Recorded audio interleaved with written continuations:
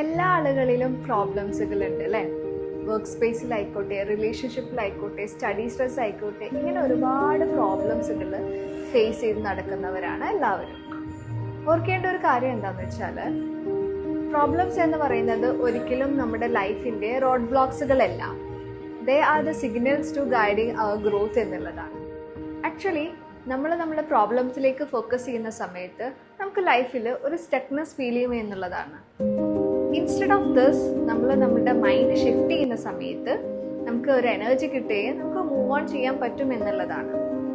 എപ്പോഴും നമ്മൾ നമ്മളോട് ചോദിക്കേണ്ടത് ഈ ഒരു പ്രോബ്ലം എന്താ എനിക്ക് എന്നുള്ളതല്ല, പകരം ഈ ഒരു പ്രോബ്ലം എന്താണ് എന്നെ ഓർമ്മിപ്പിക്കുന്നത്, അല്ലെങ്കിൽ ഈ ഒരു പ്രോബ്ലം എന്താണ് എന്നെ ടീച്ച് ചെയ്യുന്നത് എന്നുള്ളത്. നമ്മൾക്ക് എപ്പോഴും വേണ്ടത് ഒരു സൊല്യൂഷൻ മൈൻഡ് സെറ്റ് ആണ്. ഈ ഒരു സൊല്യൂഷൻ മൈൻഡ് സെറ്റ് ഉണ്ടാവാൻ വേണ്ടിയിട്ട് നമുക്ക് നമ്മളുടെ മൈൻഡിനെ കാം ആക്കി വെക്കാം ബിഫോർ റിയാക്ടിങ് എന്നുള്ളതാണ്.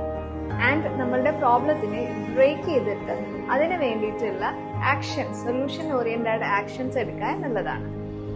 നമ്മൾ ഓർക്കേണ്ട കാര്യം, every problem has a hidden gift എന്നുള്ളതാണ്. And it's shaping you into the stronger version of yourself. So stop fearing the problems and start learning from it.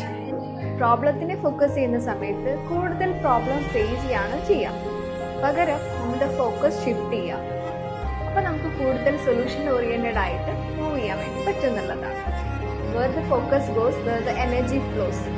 So don't focus on your problems, focus on your positives.